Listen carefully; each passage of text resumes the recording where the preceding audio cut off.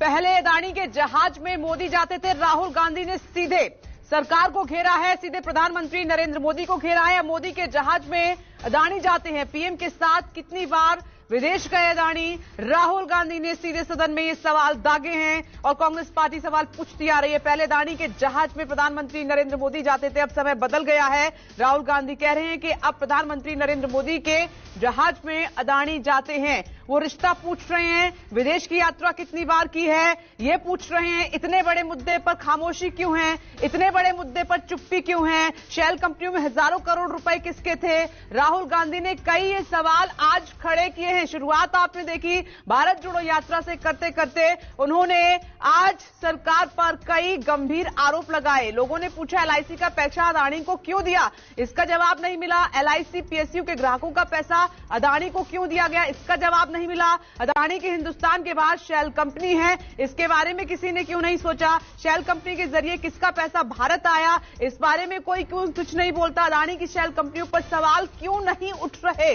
आखिर क्यों इसकी जांच नहीं हो रही है? आखिर इस बारे में कोई क्यों बात नहीं करना चाहता? चर्चा क्यों नहीं हो रही है? तो राहुल गांधी ने आज सीधे तौर पर केंद्र सरकार को घेरा है, प्रधानमंत्री नरेंद्र मोदी को घेरा है, बार बार नाम लेकर घेरा है। राहुल गांधी ने आज कई गंभीर आरोप लगाए हैं। आप देख रहे हैं हिंडनबर्ग की रिपोर्ट के बाद माहौल किस तरीके से गर्म है। तमाम विपक्षी पार्टियां सरकार से जवाब मांग रही हैं। खासकर कांग्रेस की बात करें, 3 सवालों के साथ इसकी शुरुआत हुई थी। 3 सवाल लगातार पूछे जा रहे थे और साथ ही रिश्ते को लेकर आज राहुल गांधी ने खुलकर पूछा है कि बताएं कि रिश्ता क्या है।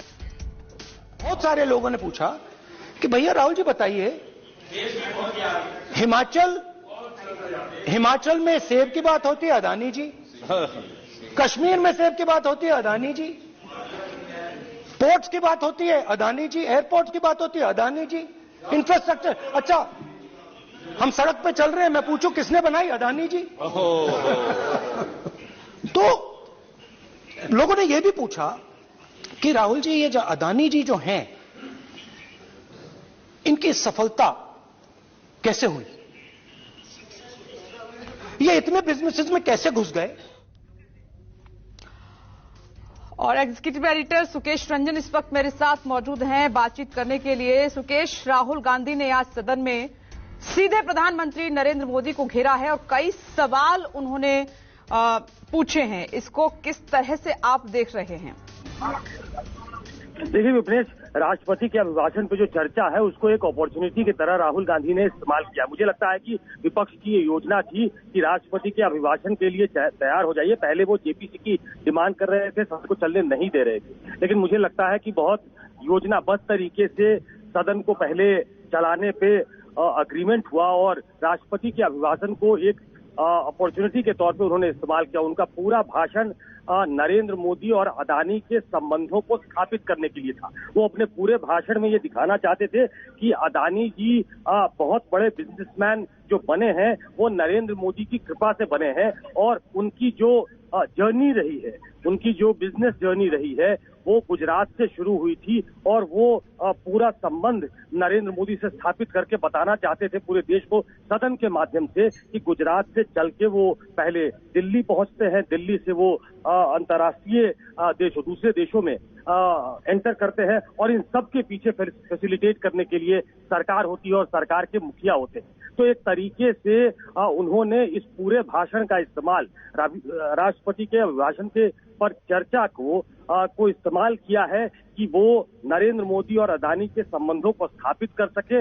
मैं बार बार कहता हूं, मैं कल भी बता रहा था कि एक जमाने में जिस तरीके से बोफोर्स के आरोप, घोटाले के आरोप लगे थे राजीव गांधी पे, और वो फोर्स मूवमेंट वो क्रिएट करना चाहते हैं इस अदानी के मामले में, ताकि प्रधानमंत्री का नाम सीधे सीधे अदानी से जुड़े और अदानी को एक ऐसे बिजनेसमैन के तौर पे देखा जाए जिसको हिंदुस्तान की सरकार और हिंदुस्तान के प्रधानमंत्री मदद करते हैं। तो कुल मिलाकर ये पूरी कोशिश राहुल गांधी की यही थी। उन्होंने भाषण में बार बार कहा कि एयरपोर्ट्स पे 30% का कब्जा हो चुका है। वो डिफेंस के सेक्टर में जो स्ट्रेटेजिक सेक्टर है उसमें बहुत काम कर रहे हैं। ये तमाम काम उनको बिना एक्सपीरियंस के मिला है, बिना एक्सपर्टाइज के मिला है। हालांकि बहुत विरोध हुआ बीजेपी की तरफ से, सरकार की तरफ से, कि जो भी वो कह रहे हैं उसको ऑथेंटिकेट करना पड़ेगा। लेकिन मुझे लगता है कि जो चेयर था उन्होंने राहुल गांधी को परमिशन दी। राहुल गांधी बोलते रहे, उन्होंने ऑथेंटिकेट तो नहीं किया। उन्होंने कहा जरूर कि ऑथेंटिकेट करेंगे जो भी वो कह रहे हैं। तो कुल मिलाकर उन्होंने ये बताने की कोशिश की कि स्ट्रेटेजिक सेक्टर में भी